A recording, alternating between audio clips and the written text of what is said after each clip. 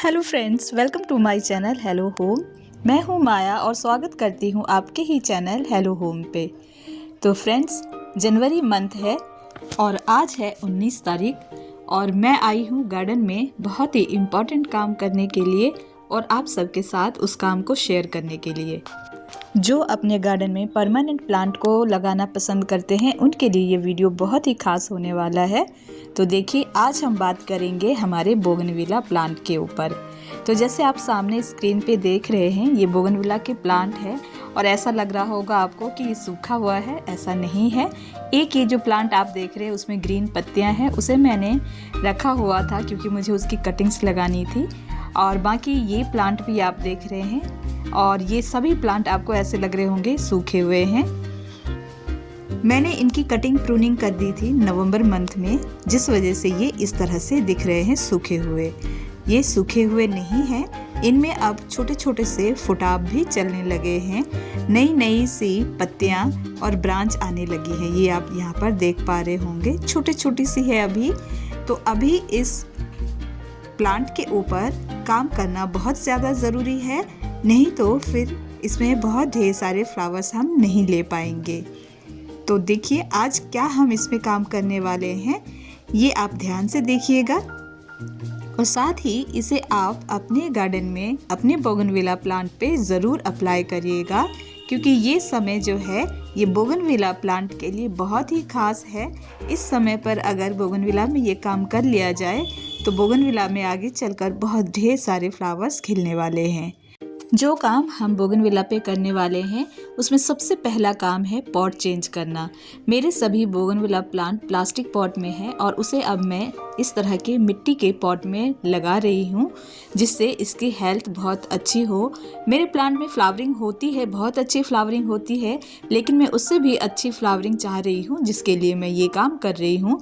अगर आप मिट्टी का पॉट नहीं लगा सकते तो प्लास्टिक पॉट में भी आपका प्लांट अच्छे से चलेगा। अब चलते हैं दूसरी बात पे। तो हमें इसके लिए एक वेल ड्रेन और बहुत ही पोषक वाला मिट्टी तैयार करना होगा, जिसके लिए मैंने लिया है ये गार्डन सोयल और ये बहुत ही भुरभुरी है। ये आप यहाँ पर देख ही पा रहे होंगे। इसमें रेत पहले से ही ऐड कर रखा है मैंने।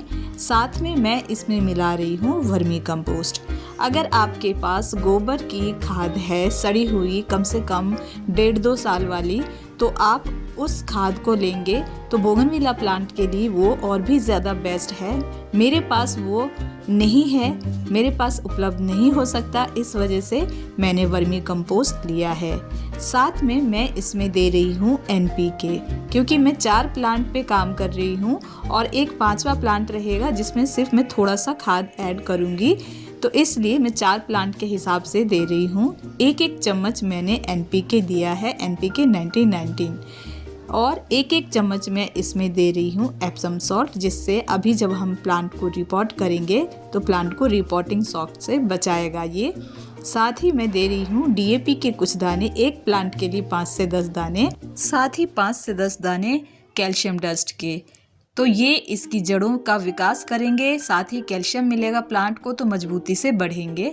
और ये है रॉक फॉस्फेट, जो इस प्लांट के लिए बहुत ही ज़्यादा ज़रूरी है। ये भी 4 चम्मच के हिसाब से दे रही हूँ।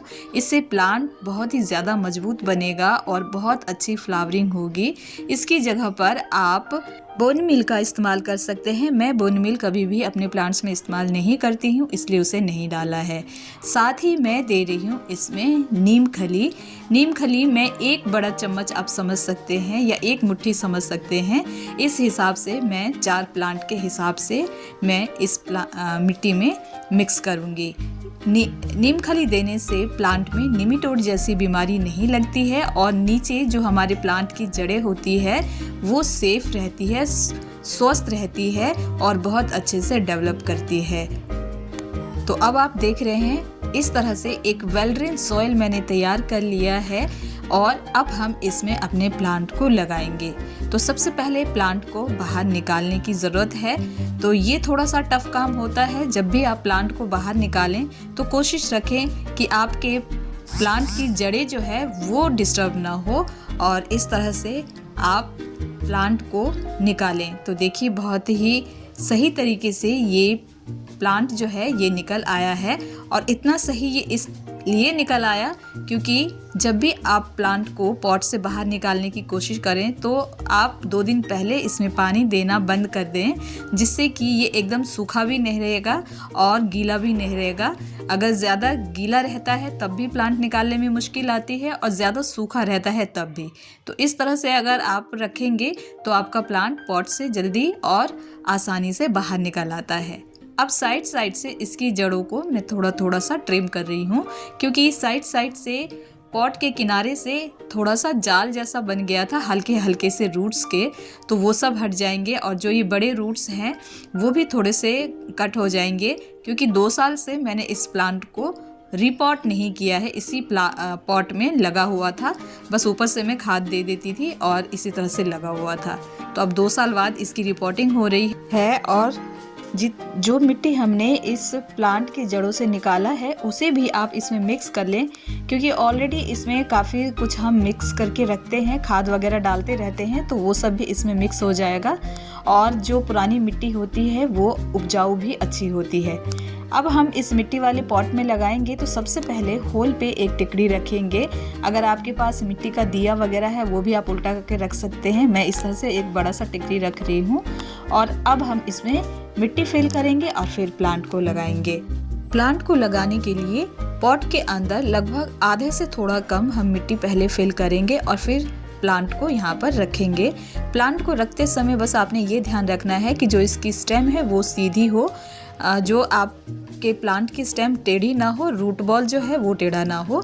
तो इस तरह से पूरी मिट्टी फिल करने के बाद हम थोड़ा सा मिट्टी को इसमें दबाएंगे ताकि जितना भी साइड से गैप बना है वो गैप फिल हो जाए, क्योंकि अगर यहाँ पर एयर भर जाएगा और गैप रह जाएगा वो प्लांट के लिए सही नहीं रहेगा, प्लांट के जड़ें जो है वो ख़राब हो सकती हैं। तो इसलिए आपने अच्छे से उसको किसी भी टूल की मदद से दबा कर फिल कर लेना है, गैप नहीं रखना है, एयर नहीं रहना चाहिए वहाँ पर, और पूरी तरह से मिट्टी को फिल कर लेना है।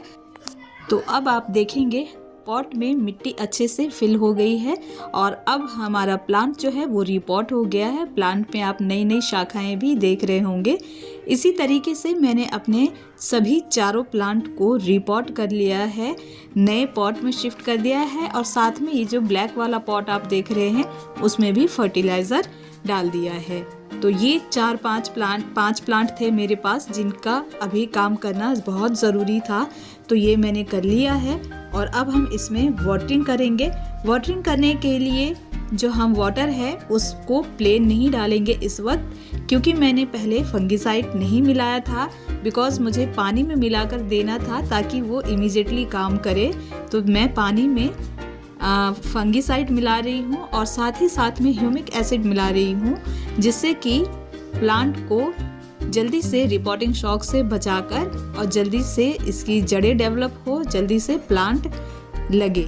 तो इसलिए मैं अपने इस 4 से 5 पॉट के हिसाब से 5 चुटकी, सिर्फ चुटकी भर में ले रही हूँ एक प्लांट के लिए। तो ये देखेंगे आप, मैंने इस तरह से 5 चुटकी ले लिया है और अब मैं इसे मिक्स करूँगी। ये एक प्लांट के लिए 1 चुटकी बहुत सफिशिएंट है और इसे बहुत अच्छे से पानी में मिला लेना है और फिर यही पानी जो है आपने प्लांट को देना है। अब क्योंकि अभी हमने प्लांट को रिपॉट किया है तो मिट्टी जो है वो पूरी तरह से नीचे तक एकदम ड्राई है। तो जब आप पानी दे रहे हो, तो जैसे मैं 1 मग्गा यहाँ पानी दे रही हूँ तो आप देख रहे हैं ये भर जा रहा है, लेकिन ऐसा नहीं है। जब ये पानी थोड़ा सा सोख लेगा फिर उसके बाद हम दोबारा से इसी प्लांट में पानी भरेंगे, ताकि इसमें जो हम वाटरिंग कर रहे हैं वो इसके नीचे तक जाए, मतलब पॉट के निचले हिस्से तक जाए और प्लांट के निचले जड़ों तक पहुंच पाए। साथ ही जिसमें मैंने सिर्फ खाद दिया है उसमें भी वाटरिंग करेंगे। इसमें थोड़ा सा कम हम वाटर देंगे क्योंकि ऑलरेडी ये प्लांट इसमें प्लांटेड पहले से ही था, तो हम इसमें वाटर डालते ही थे, तो इसमें थोड़ा कम देंगे और बाकी प्लांट में हम थोड़ा सा, जब ये पानी सोख हो जाएगा उसके बाद दोबारा से हम इसमें पानी भर देंगे। बस ध्यान ये रखना है कि ड्रेनेज होल से पानी निकलना नहीं चाहिए, क्योंकि अभी हमने सभी फर्टिलाइज़र दिया है, ह्यूमिक एसिड दिया है, तो वो सब वेस्ट ना हो। तो इस तरीके से हमारे बोगनविला के ऊपर हमने बहुत ही बेहतर काम इस वक्त कर दिया है, जो इसके लिए बहुत ही फ़ायदेमंद है। अगर आपके पास भी बोगनविला प्लांट है तो आप भी अपने बोगनविला प्लांट पे ये काम तुरंत करें। अभी 15 जनवरी से लेकर 15 मार्च तक ये काम बहुत ही बेस्ट रहता है अपने सभी परमानेंट प्लांट के लिए, और खासकर बोगनविला प्लांट के लिए, जिससे कि आप फरवरी लास्ट या मार्च में बहुत ढेर सारे अपने प्लांट में फ्लावर्स पा सकते हैं। बोगनविला प्लांट को कैसे रिपोर्ट करना है, क्या इसमें फर्टिलाइज़र देना है और कब देना है, ये सारी जानकारी आपने समझ ली होगी। आई होप ये वीडियो आपको पसंद आया होगा। वीडियो पसंद आया है तो मेरे वीडियो को लाइक करें, शेयर करें अपने सभी गार्डनर मित्रों के साथ ही साथ कमेंट करें। अगर आप पहली बार मेरे चैनल पर आए हैं तो मेरे चैनल को सब्सक्राइब कर लें विद बेल नोटिफिकेशन, ताकि आगे सभी वीडियो आपको सही समय पर मिलती रहे। वीडियो को एंड तक देखने के लिए थैंक यू फ्रेंड्स।